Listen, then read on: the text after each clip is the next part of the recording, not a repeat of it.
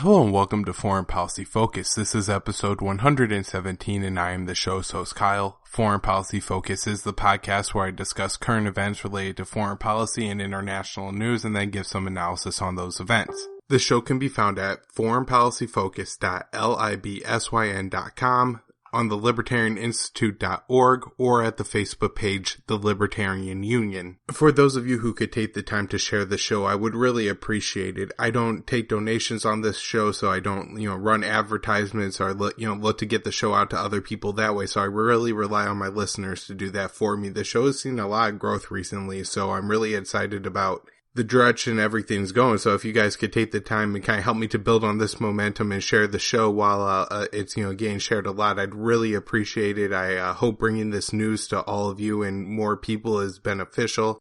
I think in general foreign policy is the most important topic. It's the one that results in the most deaths, the most money spent, the most American lives destroyed. And, filters into the civil liberties stuff, a lot of the Islamophobia, a lot of just, kind of that general hatred towards immigration or whatever. Whenever you look at the budgets and even the welfare state, I mean, imagine if you're not spending $5.6 trillion on war since 2001, how much less, taxes people had to pay to fund such a large welfare state. And maybe that, has a huge difference on how much people are willing to fund the welfare state, how much you're going to get pushed back against it. But also, just how much more you could have done with all, without having all this inflation and stuff. So, foreign policy, if we could stop the wars abroad, I think life gets a whole lot better here at home as well as everywhere else. And that's why one of the real shame of things in American culture is kind of what happened with the November 11th thing, where we had at one time it,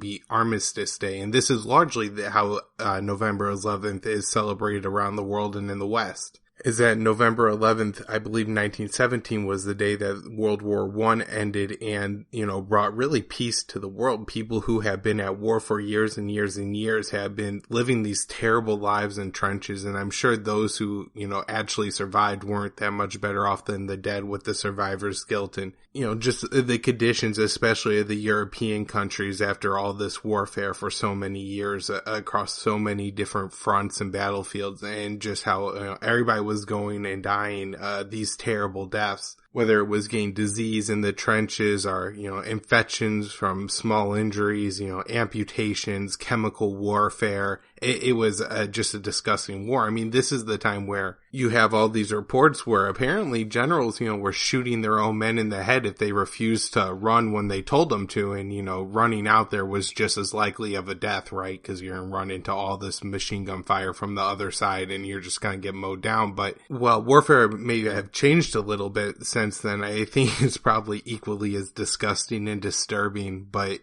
all around it was really an important day to celebrate the end of the war, that we have brought this peace. It was a day to celebrate peace. And what the United States is, we changed it to Veterans Day. And so it's no longer a day that celebrates, peace or the end of a world war, but it's now a day that celebrates, the United States soldiers and glorifies them, and in no way celebrates, the war being over or peace, but just, war and the, quote unquote heroes that are created.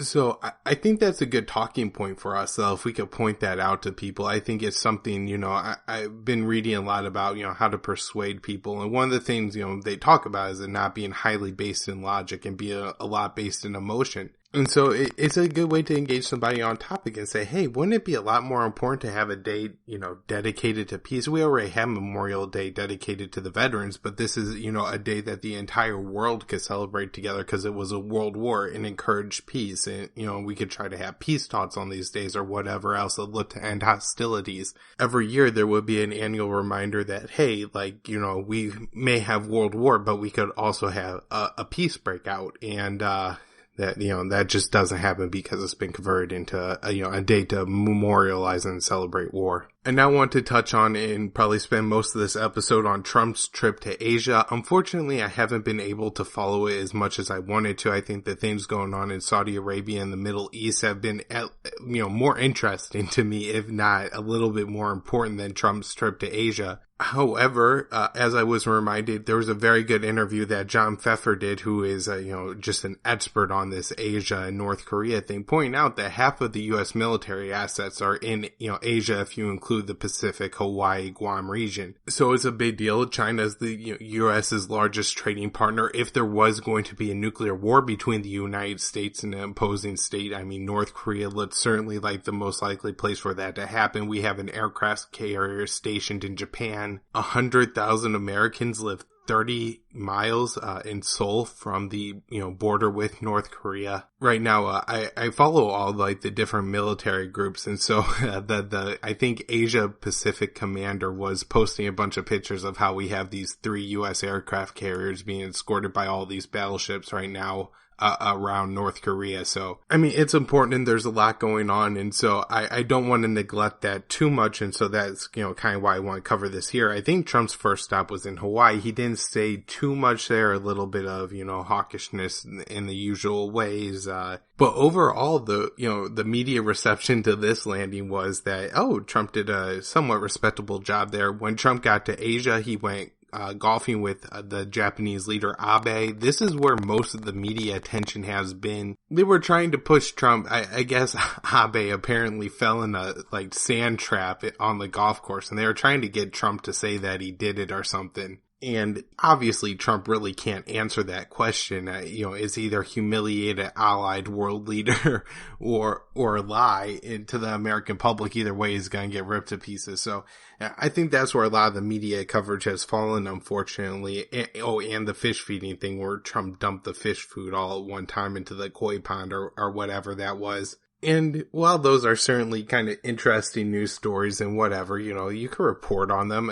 When what Trump does with world leaders are important, even if that's more cultural than, big foreign policy stuff. But at the same time, somebody should really be paying attention to the, massive U.S. war games going on out in the Pacific. To have 3 aircraft carriers in one place at one time is not a small deal. This is a huge, U.S. Air Force right now presence in the Pacific and right off the coast of North Korea. So I'm sure the North Koreans were paying a lot of attention. In South Korea, we have Trump giving a speech on North Korea. He was unable to visit the DMZ. I think I had reported that on the last show due to weather, so I thought that was a good decision. While I have said several times that I don't think that Trump or Kim Jung Un are stupid men, and I don't think they're irrational men, so I don't think they're likely to start a nuclear war with each other. However, I think it's silly for them to put, each other in those positions where a mistake could end up in a very bad situation. So Trump going to the DMZ seemed like one of those times where the United States is putting themselves in a position where maybe North Korea is being a little provocative in that area, and for that reason, while it normally would be no big deal or, just a minor news story that, hey, North Korea rolled some missile to this area of the country, if Trump's there, suddenly this is a huge deal. And then, we end up with a war on our hands. And so I know Seoul isn't all of that far away from the DMZ. It's only 30 miles. I think that was probably pretty significant that if Trump would have went, it could have been dangerous. And, that's kind of the way I interpret it, the tweeting stuff and the fire and fury comments as well, that the one thing I would hate for Trump to do is communicate to North Korea in a way that the North Koreans interpret it means that they're screwed either way, that, their options are either attack now and get nuclear annihilated or wait and get nuclear annihilated with a preemptive U.S. strike. So, I really wish both world leaders, Trump and Kim Jung Un, would be a lot more careful with their words. I don't think it's a huge deal. Everybody's talking about how unpresidential it was for Trump to call Kim Jung Un short and fat in a backhanded way. However, Trump has, threatened to kill millions of North Koreans in the past, so calling the leader short and fat really, it seems to be, to me, the most mild tweet that Trump has sent towards the opposing leader. Also, I felt like it was worded in a way that Trump was kind of like, almost, not being overly aggressive in making it known. Trump went to China and met with the Chinese leader I'm really not sure, and I just didn't do a good enough job of making sure and seeing what was covered here. I know this was about the time that the other nations released that they are starting or are forming their own minus US TPP, or maybe it's just a PP, Pacific Partnership, which is going to be a free trade agreement among several Asian countries. The big stop and the one that's, I think, gained the most news attention was in Vietnam, and that's because Vladimir Putin was there. Also, somewhat significant that we have a U.S. president walking around, but a communist Vietnam. Trump and Putin didn't have any formal meetings at the conference, but apparently they talked to each other, 5 minutes at a time in passing a few times.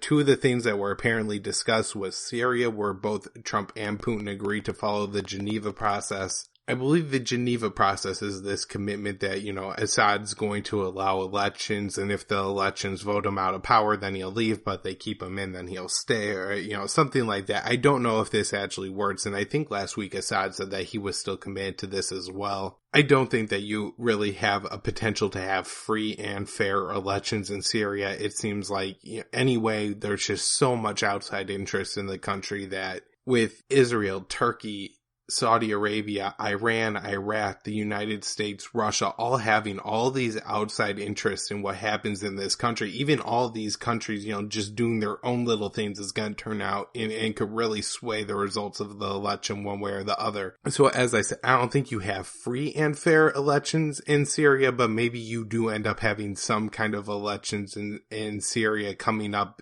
since Trump and Putin and Assad are all apparently on the same page on this one. Trump also said that he asked Putin if Russia meddled in the U.S. elections in 2016, and Putin, of course, said no. I'm not sure what the big deal here was. It seemed to me that Trump was intentionally, just stirring up some outrage on the left-wing side of things. The Russiagate narrative has really been an overall failure. They failed to turn up any evidence of anything whatsoever. So at this point, it really seemed like the story may have been fading away. However, with Trump bringing it back to the media's attention by him asking Putin about it, everybody is now back on the Trump-Putin bromance and talking all about that and completely ignoring other things going on in the news. Of course, I've broken down several times on this show how Russiagate is a complete false narrative, and you check out any of those shows. I did one with Will Porter not that long ago. I'll link to it in the show notes page on why Russiagate's a false narrative. We also have Trump saying that he would maybe lift some sanctions with Russia and also hopes to maybe be friends with Kim Jung Un. I think these are significant statements, especially if the U.S. does go through with some sanctions relief of Russia. If you look at what's going on in the Middle East, Russia is really not the enemy of the United States. Russia is the enemy of jihadists, and that's who, the United States at least stated enemy is. That's who the United States people feel is their enemy. So it's always been quite odd that there's this much hostility between the two countries in the Middle East, and I think is largely being played up now for partisan reasons. In Vietnam, Trump also said to the Vietnamese leader, hey man, we should really be trading more, especially in weapons. And so this is one of the things that I think is probably most interesting about the Trump thing, and that is he's probably going to be a really good weapon salesman. As much as when Trump was campaigning and everybody, said the deep state was against Trump and Trump was against the deep state, now that he's president and seems to be on board with their game, he's gonna be a really good weapon salesman. I could just imagine that Trump is gonna, really be putting pressure on these world leaders to buy American weapons. It's gonna get a lot of buyers. Trump's final trip, I believe, was going to be today, and that was to the Philippines. I'm sure the big deal will be Trump's talking to Duterte and how he's talking to him, and just, I'm sure it'll be as similar to Vladimir Putin style, like the media saying, oh, look at this bromance, Trump loves another despot or whatever. And Duterte is certainly a terrible guy, but Barack Obama attended King Abdullah's funeral, so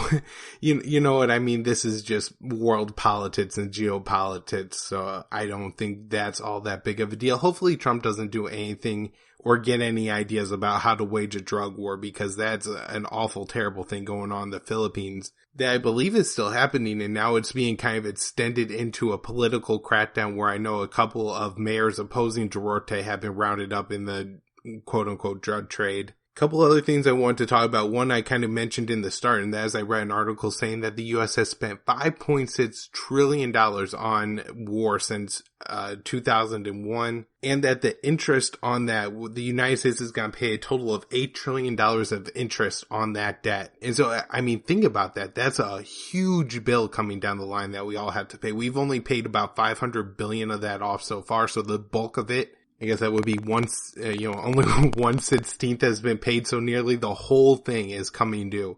And that's a cost that for those of you that are older, you're putting on your children. I'm certainly going to be paying on my entire lifetime. And so this is really a terrible thing that we're doing. And as I was saying in the opening, how, the foreign policy problem could fix a lot of other problems. This is just one example where that could happen, where if we stop wasting all this money on these useless wars overseas and, researching and buying all these weapons that we sell to Saudi Arabia at a discount, is really just a way that everybody could be better off at absolutely no loss whatsoever.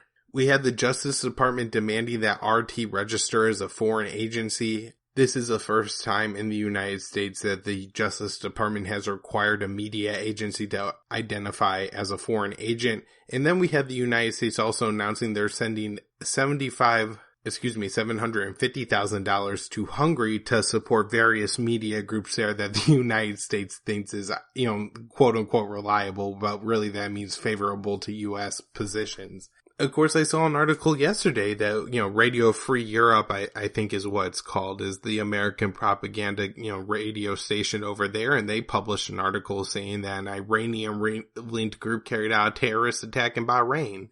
Of course, they had absolutely no evidence for that claim. So, the United States could complain about RT all they want. Everybody knows what Russia Today is. And obviously that, they're going to be saying things favorable to the Kremlin point, but that doesn't mean they're not going to invite very smart people on their programs to discuss issues. And so one decent thing, and, while Fox News will have Dave Smith and Michael Malice on, who will really discuss foreign policy issues, and I guess MSNBC will have Basevich on, this RT will, have people on like Bill Binney and Ray McGovern and Dan McAdams. I see on there a lot, Joe Loria. All these people who do really important journalism and analysis get on RT when they don't get on the U.S. mainstream shows. I read a story about a Marine a Marine drill sergeant being sentenced to 10 years after, I guess, abusing 3 Muslim recruits. I just had to say, I think this kind of shows some of the problems with, first of all, worshiping the media, and secondly, just with the U.S. foreign policy overseas.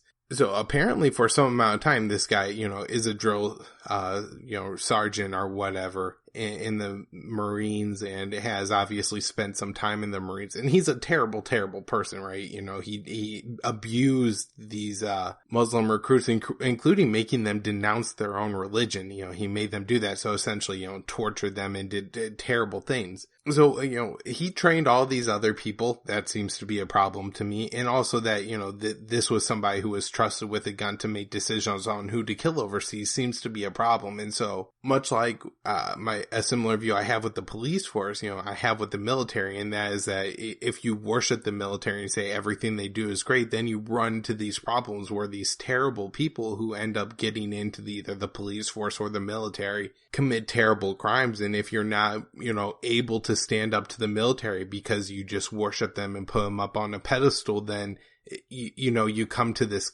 conflict and you have to carry out some cognitive dissonance in order to kind of square the circle in your reality, where you have this ultimate great good body, the military, and also them carrying out war crimes and killing innocent people overseas. In Somalia, we had the United States carrying out 3 drone strikes. I'm not sure if these are Pentagon or CIA drone strikes. I'd like to figure that out. If anybody knows, certainly send me a tweet. And we also have ISIS in Somalia growing to about 200 fighters. I guess at the end of last year was about at 80 fighters. I read an interesting story about jihad in Africa, I believe specifically jihad in Mali, where the leader of his Islamic State group, and grant there's only about 80 Islamic State fighters in Mali, is this guy who originally took up arms. He was a perfectly peaceful, cattle herder, and then he had to take up arms after the Tuaregs moved back from Libya into Mali and then started, I guess, rustling his cattle. And so now he has to pick up, arms to fight off these people, and suddenly, he, becomes radicalized and now he's leading the charge for ISIS. And this is the problem whenever you have groups like ISIS pop up, because you have so much interventionism overseas. People are going to be drawn to these groups when they want to pick up arms. And it's just, I guess, really a shame. It just shows how unpredictable the world can be, and how it would be impossible to really carry out an intelligent foreign policy, where you have all these small interventions everywhere and you're constantly trying to kind of control people's micro actions. Some updates on Saudi Arabia. We have it announced that Prince Bandar, who of course was affectionately known as Bandar Bush, close friend of former President George W. Bush, who a lot of the conspiracy theorists are very familiar with and believe he helped at least house and support the 9/11 hijacking cells in the United States prior to 9/11. And more importantly, I guess, to this story, I believe was the head of Saudi intelligence, and he was among those arrested and rounded up and is sitting at the Ritz-Carlton right now. Last show, I did make a mistake. I had said that 500 to 600 people have been caught up in the Saudi corruption, I guess, crackdown. I guess that number is 200.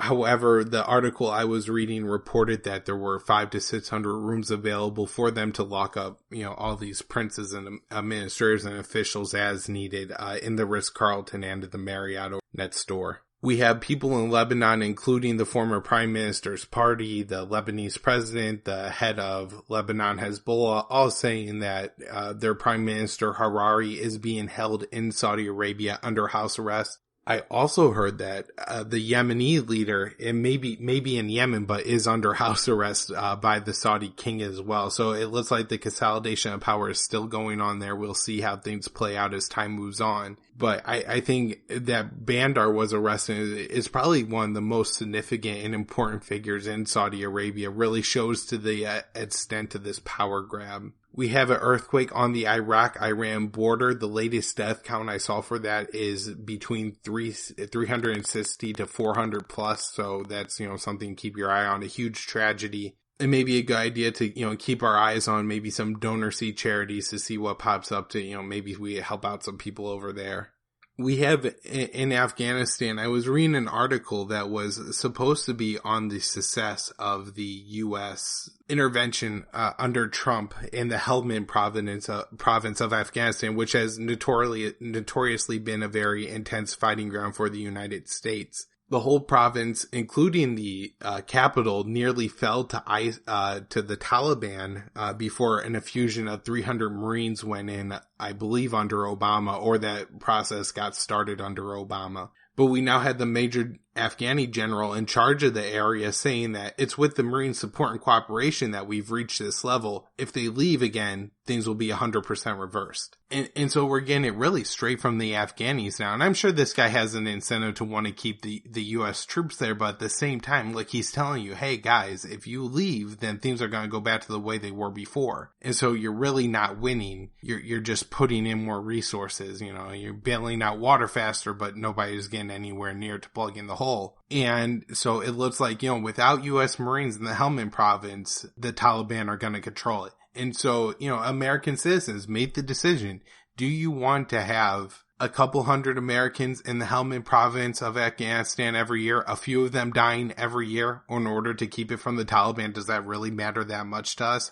I sure think it doesn't. I was reading this article about a woman whose son had PTSD, and it was absolutely heartbreaking. And it's really not only turned his life upside down, but it's turned the lives of, the extended family upside down because, of all the struggles this guy has. And not to insult him in any way, but, it requires a lot of TLC from his family and a lot of help from them for him to, survive and live a normal life thanks to the PTSD he incurred. And so, is it worth it? It doesn't seem worth it at all.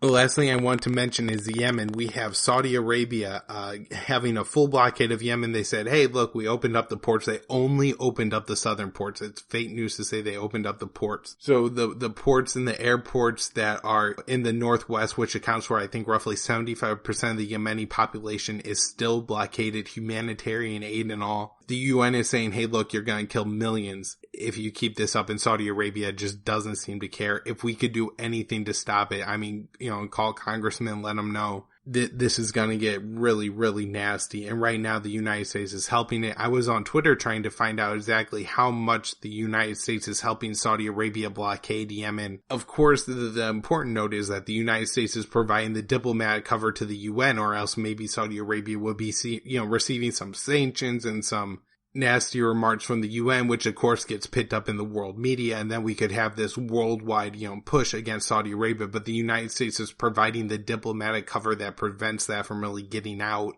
And of course, in the United States itself, the U.S. Congress won't take up the issue, thus, kind of suppressing it. And so we're really at a situation here where the United States is allowing this blockade, this starvation of millions to happen. And we need, do what we can to prevent that. So if anybody has read any articles with the extent of the U.S. help to the Saudi blockade, please send that along my way. I asked, Scott Horton, Andrew Coburn, Samuel Okafor, Nasser Arabi. Nobody got back to me. So maybe eventually I could get an answer, or if any of you could help me out with that. I think it is important. And we also having the United States claiming that the Yemeni missile fired from North Yemen into Saudi Arabia at the airport was Iranian made. This is obviously a lie. IHS Jain, who's regarded as the international expert on this, said it was a missile of a Yemeni design, and it was not from Iran. So, this is